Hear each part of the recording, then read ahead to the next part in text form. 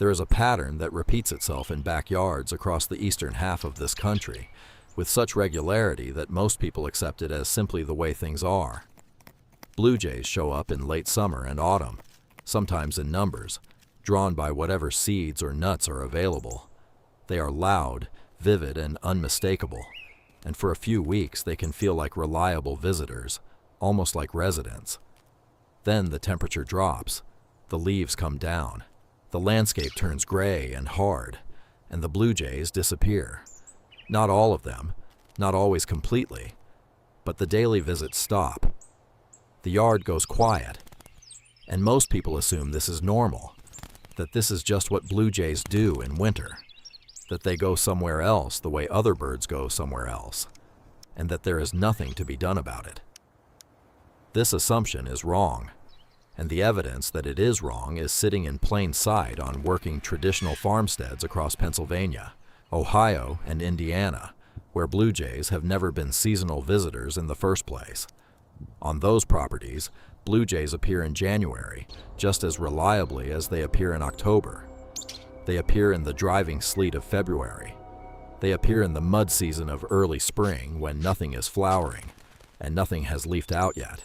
And they appear through the summer nesting months that most suburban birders never associate with blue jays at all, because by that point in a typical modern yard, the jays have been gone for months, and the whole concept of attracting them has been set aside until the following autumn. The difference between those farms and the typical modern backyard is not a product. It is not a seed blend or a feeder brand.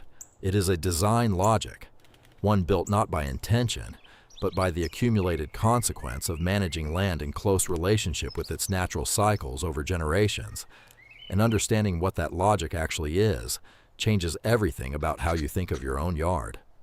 Before getting into what that logic consists of, it is worth being direct about where the phrase Amish method comes from when it appears in this context, because it will be used here, and you deserve to know what it actually means. Traditional Amish and Mennonite farming communities in the eastern United States are associated, in the popular imagination, with a kind of ancient rural wisdom that the modern world has lost or discarded. That association is partly romantic and partly accurate. What is accurate is that these communities have managed land continuously for generations without relying on synthetic inputs, manufactured products, or the annual reinvention of practice that characterizes modern commercial agriculture. The result is land that has developed deep ecological relationships with the wildlife around it, through sheer continuity, not through design. What is romantic, and in some cases misleading, is the implication that there is a secret, a formula, a carefully guarded method that these communities possess and that the rest of the world is being kept from. There is no such secret. What there is, if you look closely at what these farms actually provide across 12 months of the year, is a clear and specific set of conditions that align almost perfectly with what blue jays need to survive and thrive across every season. Identifying those conditions and understanding why they work is the entire value of this conversation. The story starts in autumn, because that is when most people notice blue jays and when most of the commercial birding industry aims its products. The biology of a blue jay in autumn is driven almost entirely by a single behavioral imperative: caching. Blue jays are compulsive food storers. Beginning in late summer and accelerating through September and October, they enter a phase of intense food collection and burial that can last until the first hard frosts lock the ground. During this period, a single bird may cache several thousand individual food items, primarily acorns, hickory nuts, and other large, energy-dense seeds. Each item is selected, tested, transported, and buried individually in locations distributed across the bird's territory, which can span several miles of mixed habitat. This behavior is not optional or variable. It is as fundamental to the blue jay's winter survival as migration is to a warbler's. A blue jay that does not cache successfully in autumn is a blue jay that is significantly more likely to die before spring. The anatomy that makes this behavior possible is a structure called the gular pouch, an elastic, expandable sac in the throat that allows the bird to carry multiple large food items simultaneously. A blue jay loading acorns for caching will compress and stack several of them into this pouch while holding one or two more in its bill, then fly the entire load to a burial site before returning for another run. Researchers have documented individual birds making over 100 such trips in a single day during peak caching activity. The whole operation is governed by a selection process as deliberate as anything you would see from an animal with significantly more biological complexity. The bird picks up an acorn, shakes it in its bill, feeling the weight and density of the kernel inside relative to the shell, and makes a quality judgment before deciding whether to carry it or reject it. Heavy, dense acorns get cached. Light or hollow ones get left behind. This is not random. It is an evolved quality control system, and it requires a stable physical surface to function. This is where the first and most universal failure of modern backyard birding setups makes itself felt. A tube feeder hanging from a shepherd's hook sways when anything lands on it. A blue jay landing on one of these feeders shifts it immediately and significantly, because the bird is considerably heavier than the finches and sparrows tube feeders were designed for. The swaying is not a minor annoyance.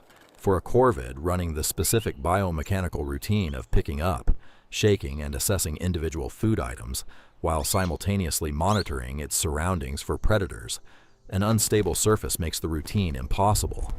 The bird cannot get reliable weight data from a food item it is shaking on a platform that is also moving, and it cannot feel safe while focused on food inspection if the surface under its feet is giving it no reliable base from which to launch an escape. Blue jays are hunted by Cooper's hawks and sharp-shinned hawks, both of which are fast and highly maneuverable, and a blue jay's primary defense against them is a fast, directional launch from a stable platform. A swinging feeder eliminates that option. The bird leaves, and unlike a less cognitively sophisticated species that might return and try again out of persistent hunger, a corvid updates its internal map of the location and routes around it. Traditional farmsteads solve this problem through the nature of their construction, rather than through any deliberate wildlife strategy. Fence rails built from heavy timber to contain livestock, stone and timber barn ledges, flat-cut stumps left at field edges. None of these surfaces moved. A blue jay could land on any of them and commit its full attention to the caching selection process without any of its threat monitoring resources being consumed by the unpredictability of its own footing. The food available on these surfaces was also appropriate in form. Whole raw peanuts in the shell, hard mast fallen from the oak and hickory trees that lined field edges and farmyard perimeters, dried corn still on the cob. These are not small seeds that can be swallowed whole without evaluation. They are large, structurally intact food items that activate the caching assessment behavior the bird is designed to perform. A modern platform feeder, wide and fixed to a post, stocked with whole, raw, unsalted peanuts in the shell, replicates this setup with minimal effort and expense. It is not a revolutionary product. It is a functional surface with appropriate food on it, which is all that the bird ever needed. The trees surrounding those traditional farmsteads represent the deeper and more durable layer of this story, the one that accounts for why blue jays were present, not just in autumn, but through the rest of the year as well. Oaks, belonging to the genus Quercus, were a fixture of traditional agricultural land across the eastern United States, not because farmers planted them for birds, but because they provided shade, timber, and mast crops that fed livestock as well as wildlife. A mature oak in good health can produce tens of thousands of acorns in a productive year, and this abundance is what transforms a single tree from a seasonal food source into an ecological anchor. A blue jay that discovers a reliable, high-volume acorn producer does not simply note it as a useful location. It incorporates it into the core of its territorial map, returning year after year with the expectation that the resource will still be there, because it always has been. That returning behavior, sustained across a bird's lifespan of 7 to 10 years in the wild, and then continued by its offspring who establish their own territories nearby, is what creates the impression of permanent residence that observers on traditional farming properties consistently describe. Hickory trees provide a complementary resource. Their nuts are significantly more calorie-dense than acorns, with fat content that makes them particularly valuable as temperatures drop and thermoregulatory demands increase. Blue jays wedge and hammer the thick shells open against bark, a form of physical and cognitive engagement that corvids find genuinely stimulating rather than burdensome. A yard with both an oak and a hickory offers caloric abundance and behavioral variety, making it a considerably more compelling territory than either tree alone could provide. Now shift the calendar forward to December and January, when most backyard bird enthusiasts have long since conceded that blue jays are gone for the season and turned their attention to feeders stocked for chickadees and nuthatches. On a traditional farmstead with mature oaks and hickories, the blue jays have not gone anywhere, but the birds are now operating in a different nutritional context. Their autumn caches, while extensive, are finite, and access to them may be compromised by frozen ground. The acorn crop has been largely processed. What sustains them through the deepest winter months on these farms is a resource that most modern backyards simply do not possess: the persistent fruit of native shrubs. Flowering dogwood and native holly species produce fruit in autumn that behaves differently than the berries most people associate with backyard plants. Dogwood berries are exceptionally high in fat and lipid content, more so than most other native fruits, and they ripen at precisely the moment when the bird needs to prioritize calorie density over everything else. A blue jay consuming dogwood berries in late October and November is loading up on fat reserves that its body will draw on during the coldest overnight temperatures of winter, when the metabolic cost of simply maintaining body heat through the night can be significant. Native holly takes over where dogwood leaves off. Holly berries, rather than being consumed quickly by early winter wildlife, persist on the branch through January and February, sometimes even into March, remaining available and visible even when snow has buried every other food source at ground level. A yard with established dogwood and native holly shrubs becomes, in the depths of winter, one of a limited number of reliable food sources that blue jays can identify from above during their daily territorial patrols, and a food source that is consistently available builds the kind of map confidence that brings birds back every day, regardless of temperature or weather. The practical advantage of these shrubs over commercial supplements is self-renewal. A well-established native holly produces berries reliably for decades, requiring nothing beyond the initial planting decision. Flowering dogwood reaches meaningful berry production within a few years, making it the most accessible entry point for homeowners who cannot wait decades for oak maturity. Plant both, and you have created a winter food calendar that operates automatically without ongoing management. As winter yields to early spring, the story shifts again, and this is the chapter that most backyard birding resources miss entirely. Blue jays do not simply resume their seed and nut diet when the weather warms.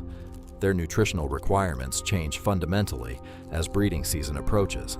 Young nestlings cannot survive on acorns and seeds, which lack the amino acid profile that fast-developing avian tissue requires. They need protein, specifically caterpillars, large beetles, and soft-bodied arthropods that can be caught and carried efficiently to the nest. An adult blue jay feeding chicks can make dozens of foraging trips per day, each one needing to return with insect prey rather than vegetable matter. This is where the sunflower enters the picture in a way that surprises almost everyone, because the common understanding of why sunflowers attract birds is entirely about seeds, and in the context of blue jays in spring, seeds are almost irrelevant. What matters is the plant itself. The leaves, stems, and flower heads of thick-stemmed native sunflower varieties support a disproportionately diverse community of native insects throughout the growing season.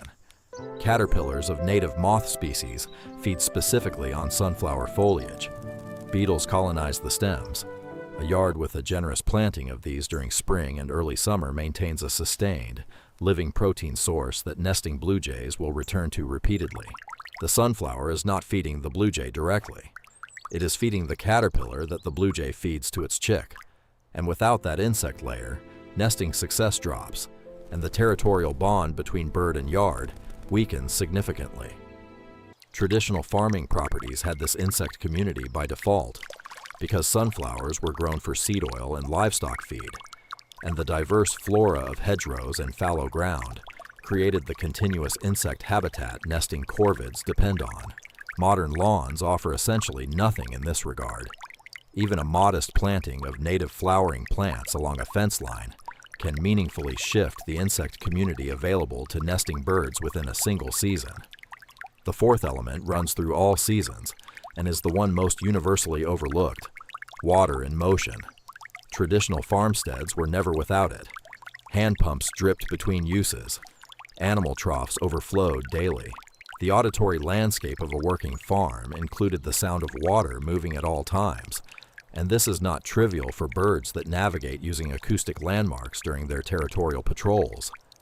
A blue jay 50 feet in the air cannot see a still bird bath from that height, but the sound of a slow, drip-striking water below carries in every direction, diffracts around buildings and trees, and reaches that bird at a distance that crosses several property lines.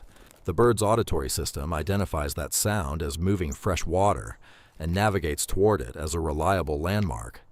A simple drip emitter on a shallow bird bath accomplishes this at minimal cost. The basin needs regular cleaning because a corvid that visits a fouled water source updates its map accordingly. Blue jays, remember, they carry detailed territorial assessments across seasons, and a yard that was reliable last autumn receives early positive attention the following year. Consistency, more than any single feature, is what converts a yard from a passing point into a fixed part of a blue jay's home range. Put all of these elements together, and what you have is not a backyard equipped with products, but a backyard that functions as a small, living fragment of ecosystem. A fixed, stable feeding surface stocked with whole food that activates the bird's natural selection and caching behavior. Oak and hickory trees, or plans to grow them, providing the high-value hard mast that anchors autumn and winter territorial commitment. Native dogwood and holly shrubs, covering the deep winter months when other food is unavailable. Native sunflowers and flowering plants, rebuilding the insect community that nesting birds depend on in spring. And moving water that broadcasts the yard's presence across a distance that no visual display can match. None of this requires a secret formula passed down through farming communities. What the Amish method label points toward, when you strip away the marketing layer, is simply this: land managed in continuous relationship with natural cycles tends over time to develop the ecological depth that wildlife depends on. You do not need generations to start. You need a few specific decisions and the patience to let them compound. A dogwood planted this spring produces berries within a few years. A fixed platform feeder installed this weekend can start building a blue jay's positive map of your yard before the month is out. A drip emitter running from tomorrow creates an acoustic landmark that birds are already equipped to follow. The yard that has blue jays in January, in February, in the mud of early April, and in the heat of July is not a lucky yard. It is a yard that learned to speak in seasons rather than in products, and the conversation it is having with the wildlife around it has no beginning and no end. It simply continues, year after year, because the things that make it valuable to a blue jay do not stop being true when the calendar turns. If you want to keep exploring what it means to build a yard that operates as genuine habitat, rather than a decorated version of a lawn, let us know in the comments which bird, plant, or seasonal topic you want covered next. And if this changed how you think about your outdoor space across the full year, give the video a like and subscribe, because there is a lot more of this kind of content coming.